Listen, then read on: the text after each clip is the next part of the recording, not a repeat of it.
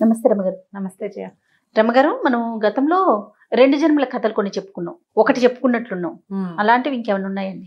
అవి భలే ఇంట్రెస్టింగ్ ఉంటాయండి. అవి ఒకటి గత జన్మ రహస్యాలని, పునర్జన్మలని, ఇలాంటివి వినటానికి కూడా పునర్జన్మే, మళ్ళీ పుట్టడం. పూర్వం రత్నాధిపుడు అని ఒక రాజుగారు ఉండేవాడు. ఒక దీవికి రాజు, చాలా పెద్ద దీవి. అయితే ఏంటంటే ఈయనకట చుట్టుపక్కల అన్ని రాజ్యాలు జయించేయాలి, అందరూ రాజకన్యల్ని వివాహం చేసేసుకోవాలి, అలాంటి కోరిక. చాలామంది రాజకన్యలతోటి వివాహం కావాలి, చాలా రాజ్యాలు తన కైవశం కావాలి. విష్ణుమూర్తిని బాగా ధ్యానించి ప్రార్థించేవాడు ఈ విషయం కోసం, ఈ విషయం గురించి. విష్ణుమూర్తిని ప్రార్థన చేశాడు చాలా కాలం. ఒక రకమైన తపస్సులాగా నిత్య పూజ జరిపితే ఒకనాడు విష్ణువు ఆయన అనుగ్రహించాడు. ఏం చెప్పాడంటే, నాయన, ఒక శ్వేతరశ్మి అని ఒక ఏనుగు ఉంది, నా అనుజ్ఞతోటి నీకు ఇచ్చాధారి అంటే ఎప్పుడు కావాలంటే అప్పుడు ప్రత్యక్షమయ్యేలా అంటే ఒక ఏనుగుని నీకు కానుకగా ఇస్తాను. నువ్వు ఆ ఏనుగుని ఎక్కి ఏ రాజ్యానికి వెళ్తే ఆ రాజు నా యొక్క ప్రేరేపణతోటే తన కూతుర్నిచ్చి నీకు వివాహం చేస్తాడు, నీకు కప్పాలు చెల్లించి నీకు లోబడిపోతాడు అని వరం ఇచ్చాడు. వరం ఇస్తే అతనికి బ్రహ్మాండమైన తెల్లని ఏనుగు, 4 దంతాలు ఉన్నది, ఐరావతంలాగా కనపడే ఒక ఏనుగు, శ్వేతరశ్మి అనే ఏనుగు మబ్బుల్లో నుంచి దిగి వచ్చేసింది దీనికోసం. అది ఏనుగుని అధిరోహించి తిరిగేవాడు. ఒక్కొక్క రాజ్యాన్ని జయించాడు. ఎంతమందో రాజుల్ని జయించేశాడు. అందరూ ఒప్పేసుకున్నారు. 80,000 మంది రాజుల్ని జయించి 80,000 మంది రాజకన్యకల్ని వివాహం చేసుకున్నాడు ఇతను. 80,000 మందితోటి ఏం చేశాడు, ఎలా చేశాడు, సంసారం వాళ్ళతో ఎలా జాగ్రత్త పెట్టాడు, కొట్టు చావకుండా ఎలా చేశాడు, అసలు ఎలా గుర్తున్నారు ముందు అవన్నీ అడగద్దు. ఓకే. అయితే ఏమైంది, ఈ 80,000 మంది భాలే హాయిగా చాలా సంతోషంగా చాలా గొప్పగా విశేషంగా జీవించాడు ఆయన. అయితే ఒకసారి ఏమైందంటే, ఈయన దాంతో ఒక జైత్రయాత్ర ముగించి నగరానికి వస్తుండగా, నగరానికి బయట ఇంకా నగర ప్రవేశం చేస్తూ ఉండగా ఒక పక్షి చాలా పెద్దది, అది ఏం చేసిందంటే ఏనుగుని ముక్కు పెట్టి గుచ్చేసింది. అంటే మామూలుగా పైన పక్షులు ఎగురుతుంటాయా, తల మీద తన్నేస్తుంటాయి, కొడుతూ ఉంటాయి. అవునండి. ఓ పక్షి దీనిని కుంభస్థలం మీద గుచ్చేసరికి ఈయన ఏం చేశాడు, గబగబా అంకుశంతో పక్షిని తోలాడు. కానీ సరిగ్గా దానికి ఎక్కడ తగిలిందంటే ఆ దెబ్బ, ఆ ముక్కు దెబ్బ అమిత వేగంతో వచ్చింది. పెద్ద గండభేరుండ పక్షి, చాలా బరువైనది, ఒక అశనిఘాతంలాగా తగిలేసింది ఏనుగుకి. తగిలేసి గుడ్లు తేలేసేసింది. ఏనుగు పడిపోయింది కింద.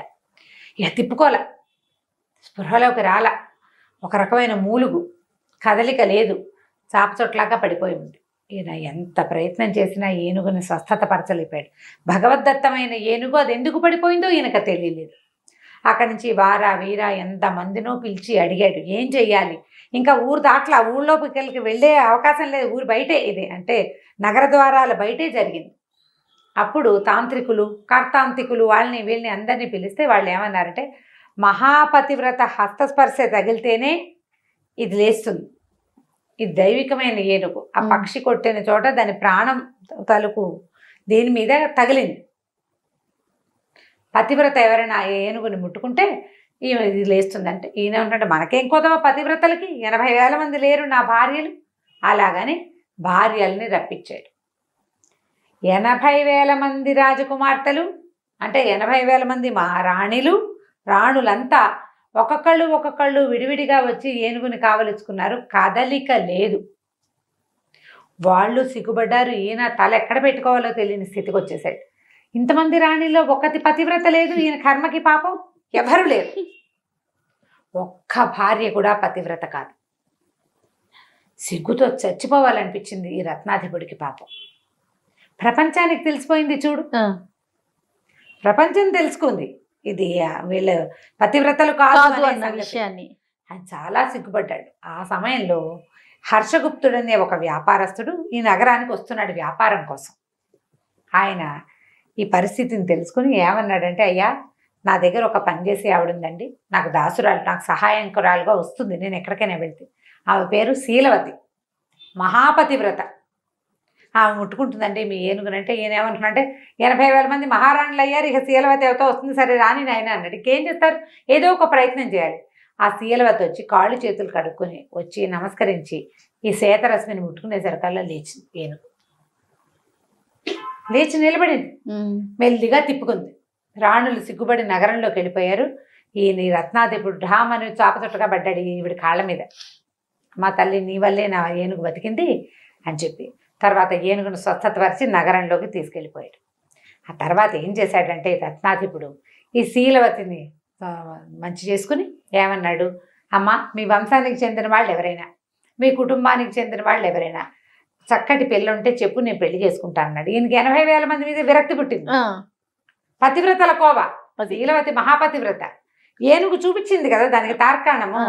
ఆవిడ చెల్లెల్లో ఆవిడ ఆడపడుచు కూతురునో మేనమావ కూతురునో చేసుకుంటే వాళ్ళ వంశంలో పోలికలే వస్తాయి, వాళ్ళ వంశం అంతా పతివ్రతలుగా ఉంటారని భావించి అడిగేసరికల్లా శీలవతి ఏమందంటే, అయ్యా మాది తామ్రలిప్తి నగరం అండి, మా చెల్లెలుంది, పిల్ల పేరు రాజదత్త, మీరు కావాలంటే మా చెల్లెల్ని వివాహం ఆడుతురు కానీ వివాహ యోగ్యమైన వయసులోనే ఉంది పిల్ల అని చెప్పింది.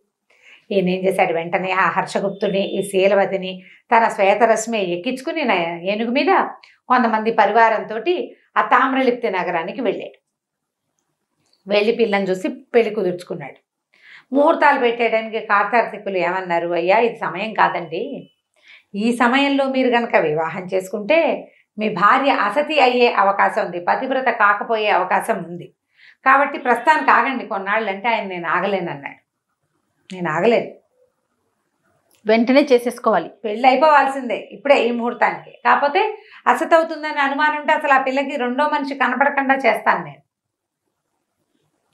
పరాయి మగవాళ్ళు ఎవరైనా ప్రవేశిస్తే కదా ఆ పాతివ్రత్యం భంగం అయ్యేది, అసలు ఆ అవకాశం లేకుండా చేస్తా అని చెప్పి ఏం చేశాడు, ఈ పిల్లని పెళ్లి చేసేసుకుని ఆ రాజదత్తని ఏనుగెక్కించుకుని తన ఇంటికి తీసుకొచ్చేసి తను ఉండే ఊరికి చాలా దూరంగా సముద్రంలో ఉన్న ఒక రత్నాల దీవిని ఈ అమ్మాయికి నివాసంగా చేశాడు. అదొక దీవి, పడవేసుకుని వెళ్తే కానీ మామూలు డింగి పడవలు అవి కుదరవు, పెద్ద పెద్ద నౌకలే వెళ్తాయి అక్కడికి. తను మాత్రమే వెళ్ళేలాగా ఏర్పరిచి ఆ అమ్మాయికి బోళ్ళంత మంది సైనికుల్ని, ఆడాళ్ళనే బోళ్ళంత మంది పరివారాన్ని, సేవకుల్ని ఏర్పరిచి, అన్ని ఆడంగులే, వేరే మగంగులు లేకుండా చేసేసాడు. ఇప్పుడు ఏంటంటే ప్రమాదం రాకుండా ప్లాన్ చేసుకున్నాడు. కాదండి, ఇంత ప్లాన్ చేసుకునే బదులు ఆగొచ్చు కదా కొన్ని రోజులు. ఒక్కొక్కళ్ళకి ఆగలేనితనం ఉంటుంది జయ, పిచ్చి పాడుగాను, వాడు పిచ్చితోటి అలా చేశాడు పాప. సరే ఏమైంది, చక్కగా అన్ని ఏర్పరిచాడు, ఆ అమ్మాయిని అక్కడ ఉంచాడు. వారానికి ఒకసారి 2 సార్లు తను వస్తూ ఉండేవాడు భార్య దగ్గరికి. అయితే ఒకనాడు ఏమైంది, ఓ రోజు రేపొద్దున్నే తెల్లవారుజామున వెళ్ళిపోవాలంటే ఆ అమ్మాయి ఆ తెల్లవారుజామున భర్తను వదిలిపెట్ట, ఉండు నాతోటి నాకు తీరలేదు నువ్వు అంటే, అతను అప్పుడప్పుడు వస్తున్నాడు, ఉండిపో నేను ఒక్కదాన్ని ఉండలేకపోతున్నానని బాగా బతిమలాడి. ఆయన ఏమన్నాడు, ఎందుకు రేపు రాను, మళ్ళీ ఒక్క రోజుకి వచ్చినప్పుడు ఈసారి 4 రోజులు ఉంటా అని, అక్కడ అవసరమైన పని ఉంది, రాజకార్యం ఉందని ఆ పిల్లని వదిలిపెట్టి బయలుదేరాడు.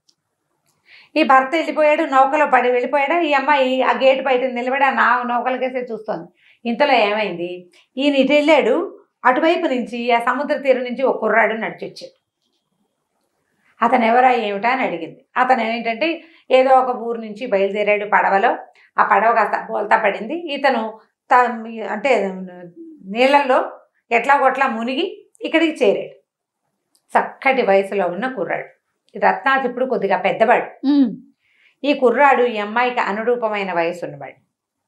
దాంతో ఈ అమ్మాయి ఏం చేసింది, రారా నాకు అతిథిగా ఉందుగానని చెప్పేసి లోపల తీసుకెళ్తుంది. రాణిగారు, ఆవిడని కాదనే వాళ్ళు ఎవరు అక్కడ, అంతా ఆవిడ ఇష్ట ప్రకారమే సాగుతుంది, ఆవిడికి మంచి చెడు శుద్ధులు చెప్పే జనం ఎవరు లేరు అక్కడ. ఆ కుర్రాడిని తీసుకెళ్ళి చక్కగా వాడికి బట్టలు అవి మార్పించి, స్నానం చేయించి, బట్టలు మార్పించి, శుభ్రంగా తాగడానికి తినడానికి అన్ని ఏర్పాటు చేసి, మంచము పక్క వాడికి ఒక గది ఏర్పాటు చేసి అతనితో పాటు ఆ గదిలోకి వెళ్ళిపోయింది అమ్మాయి. ఏకాంతం, భర్త లేకపోవటం, అక్కడ తన మాట కాదనే వాళ్ళు ఎవరూ లేకపోవటం, తనకి అరుదుగా దొరికినటువంటి అవకాశంతో ఆ అమ్మాయి కాస్త అతనితో స్పెండ్ చేయటం మొదలుపెట్టేసింది. ఒక్కరోజు గడిచింది. రత్నాధిపుడు వెనక్కి వచ్చి తన భార్యతోటి ఏకశయ్యాగతుడై ఉన్న ఈ కుర్రాన్ని చూసేసరికి మండిపోయింది అతనికి. ఇదేమిటి, ఎవడరా నువ్వు అని కొట్టాడు. వాడు ఏదో విషయం చెప్పుకున్నాడు. ఆ పూటంతా చాలా గిజాటుగా ఉండి ఏం చేశాడంటే వాడిని మళ్ళీ ఓడెక్కించి పంపించేశాడు. పంపించేసి ఇంక ఇక్కడ ఉంచడం ఎందుకు, దీని పాతివ్రత్యం ఎలాగో గంగపాలు అవనే అయిపోయింది, చీచీ అనుకున్నాడు. అనుకుని ఆ కుర్రాడిని పంపేశాడు. ఆ కుర్రాడు చూడు ఇక్కడికి వచ్చి ప్రాణాలు దక్కించుకోవడానికి ఈ ప్రాంతానికి వచ్చి ఆ రాణిగారి చేయి చాచి పిలవంగానే ఆమె దగ్గరికి వెళ్ళిపోయాడు. అబ్బాయి ఇది పనికిరాదమ్మా, నేను చేయనని అనలా, వాడి బుద్ధి అలాంటిది. వాడిని ఒక పడవ ఎక్కించి పంపిస్తే ఆ పడవలో ఉన్న ఆ సరంగ ఒక ఆయన ఉంటాడు కదా, షిప్ నడిపే ఆయన, పెద్ద నావికుడు, అతని భార్యతోటి కూడా స్నేహం చేసి అతనితోటి చంపబడ్డట ఆ కుర్రాడు. వాడికి మరణమే, వాడి క్యారెక్టరే ఇంకా అట్లా. ఇతను ఏం చేశాడు, ఈ రాజదత్తని ఇక్కడి నుంచి తీసుకొచ్చేసి తన నగరానికి తెచ్చేసాడు. తెచ్చాక అతనికి ఏమనిపించిందంటే, ఇదేమిటి నాకు ఈ కర్మ, 80,000 మంది రాజకుమార్తెలు వీళ్ళైపోయారు, పతివ్రతలు కాదని నలుగురు ముందు తెలిపింది, నా బతుకు బయటపడింది. ఇది కావాలని శీలవతి చెల్లెలని మహాపతివ్రతల కోవకు చెందిందని తీసుకొచ్చి ఇంత జాగ్రత్తగా ఎక్కడా కనపడకుండా దీంట్లో ఎలాగంటే రామచిలక ప్రాణం లోపల ఎక్కడో పెట్టి రామచిలకలో పెట్టినట్టుగా దాచిపెట్టినా కూడా దీని పాతివ్రత్యం పాడైపోయింది. ఎందుకు నాకు ఈ తపస్సు ఏమిటి, నాకు ఇదేమిటి, రాజ్యం ఏమిటి, నేను రాజుతనం ఏమిటి, నాకు ఇదేం వద్దనిపించేసింది, వద్దని వెళ్ళిపోదాం అనుకున్నాడు. సన్యాసం పుచ్చుకోవాలి, నేను తపస్సు చేసుకుంటాను, నేను ఇంకా అసలు ఉండను వీళ్ళ దగ్గర అని చెప్పి తన రాజ్యాన్ని 4 భాగాలు చేశాడు. తన సంపదని శీలవతికి ఒక పెద్ద ముక్క ఇచ్చేశాడు, రాణులకి కొంత ఇచ్చేసి ఆ రాజదత్తను వదిలిపెట్టి బయలుదేరిపోయాడు. శ్వేత రశ్మిని ఎక్కి బయలుదేరాడు. ఆయన ఇట్లా నగర ద్వారం దాటేసరికల్లా ఈ శ్వేతరశ్మి మృంగుమని మాయమైపోయి ఒక బ్రహ్మాండమైన ఆకారంలో ఉన్న ఒక దివ్య పురుషుడు అక్కడ కనపడ్డాడు. అందరు ఆశ్చర్యపోయారు, ఏమిటిది, ఎవరు, ఎక్కడ ఏమిటి అని ఆశ్చర్యపోయేసరికల్లా అతను ఏం చెప్పాడంటే, నేను ఒక గంధర్వుడిని, మేమిద్దరం అన్నదమ్ములం, అయితే నా పేరు సోమప్రభువు, మా అన్నయ్య పేరు దేవప్రభువు. ఆయనకి రాజదత్త కాదు కానీ రాజనిక, రాజశ్రీ అలాంటి పేరున్న ఒక భార్య ఉంది. మహాప్రీతి మా అన్నయ్యకి తన భార్య అంటే, ఆమెను వదిలిపెట్టేవాడు కాదు. అయితే ఒకసారి మేము భగవత్ ప్రార్థన కోసం ఒక దేవళానికి వెళ్ళి మేమంతా గంధర్వులం కదా, ఒక చోట కూర్చున్నాం, సంగీత సాధన చేసి దేవుడికి సంగీతాలాపన చేసి భగవత్ సేవ చేస్తారు. ఆ సంగీత సాధన చేస్తూ ఉండగా రాజవతి పేరు, రాజవతి ఆమెకేసే చూస్తున్నట్ట సిద్ధుడు ఆ సంగీతానికి చూస్తుండేసరికల్లా ఈ అసూయాపరుడైనటువంటి దేవప్రభు అనే మా అన్నయ్య, ఏమిటి నా భార్యకేసి అదే పనిగా చూస్తున్నావు అని చెప్పి కేకలేశాడు. దాంతో సిద్ధుడి కొళ్ళు మండిపోయింది.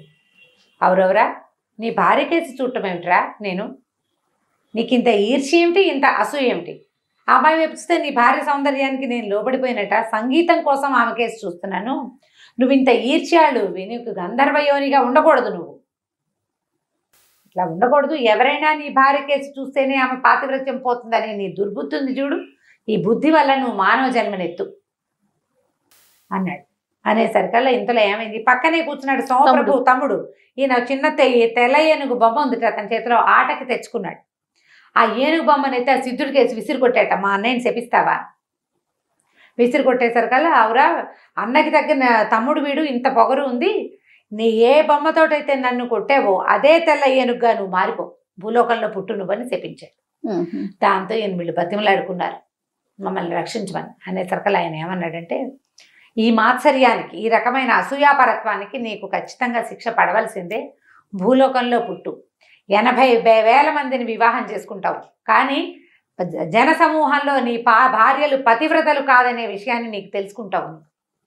ఏ భార్యను చూసుకుని నువ్వు ఇంత ఈర్ష్యాగ్రస్తుడివి, అసూయాగ్రస్తుడివి అయ్యావో, ఆ భార్య పరపురుషుడితోటి కలిసి ఉండగా కంటితో చూస్తావు నువ్వు, అప్పుడు కానీ నీకు బుద్ధి రాదు. ఆ తర్వాత నీకు వచ్చిన ఆ వైరాగ్యం వల్ల అప్పుడు నీకు శాప విమోచనం కలుగుతుంది. నువ్వు ఎప్పుడు స్త్రీలని నువ్వు రక్షించకూడదు, మగవాడు స్త్రీలని రక్షించడు, స్త్రీయే స్త్రీని రక్షించుకోవాలి.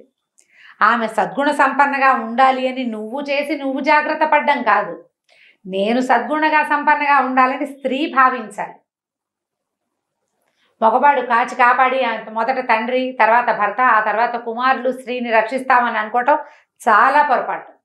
నాకు రక్షణ, నేను రక్ష అని వాళ్ళు భావిస్తేనే వాళ్ళ పాతివ్రత్యము, వాళ్ళ సౌశీల్యము నిలబడుతుంది.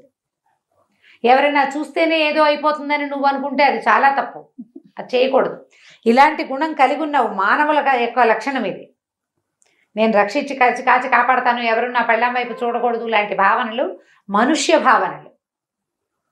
అదే వాళ్ళ నాశనానికి కారణం. నువ్వు అలా మారిపోమని ఆయన శాపం ఇచ్చాడు. శాపావసానం ఏం చెప్పాడంటే, ఎప్పుడైతే నువ్వు భార్యని పరపురుషుడితోటి చూస్తావో, ఎప్పుడు నీకు ఇది వద్దనిపిస్తుందో జీవితం, ఆనాడు నీకు శాప విమోచనం అన్నాడు.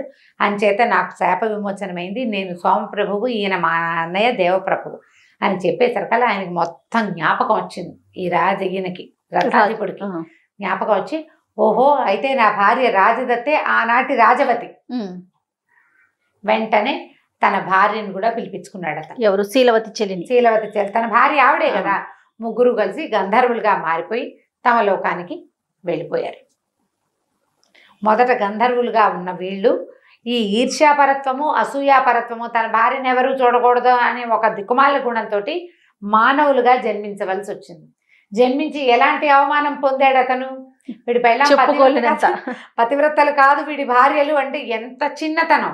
80,000 మంది. అది అదే 80,000 మంది మళ్ళీ మామూలు వాళ్ళు కాదు, రాజకుమార్తెలు. కావాలని చేసుకున్న శీలవతి చెల్లెలు కూడా శీలవతి కాలేదు చివరికి. అలాంటి పరిస్థితిని ఈర్ష్యాపరత్వమే అతనికి తీసుకొచ్చింది. ఈ సందర్భంగా ఆ కథలో చెప్పబడేది ఏంటంటే, స్త్రీని పురుషుడు రక్షిస్తున్నాడు అని అనుకోవటం భ్రమ. స్త్రీకి రక్షణ ఆమె యొక్క సౌజన్యము, సౌశీల్యమే కానీ మగవాడు ఆమెను ఇతరుల నుంచి కాపాడలేడు. వాళ్ళకి వశం కాకూడదు, ఇంకొకళ్ళని నా జీవితంలోకి రానివ్వకూడదని ఆ స్త్రీ అనుకుంటే ఎలాంటి పరిస్థితుల్లోనూ ఆమె పాతివ్రత్యాన్ని తప్పదు. నువ్వు కాచి కాపాడి ఎక్కడైనా తీసుకెళ్ళి చీకటి గుహలో దాచేసినా అక్కడ కూడా ఏదో ఒకటి జరుగుతుంది పొరపాటు. ఆమె అనుకోవాలి. ఆ సందర్భంగా ఈ కథ చెప్తారు. కథా సరిసాగరంలో కథే ఇది. చాలా బాగుంది రమ్మ గారు. ఇంకొక స్టోరీతో మళ్ళీ కలుద్దాం. నమస్తే. నమస్తే.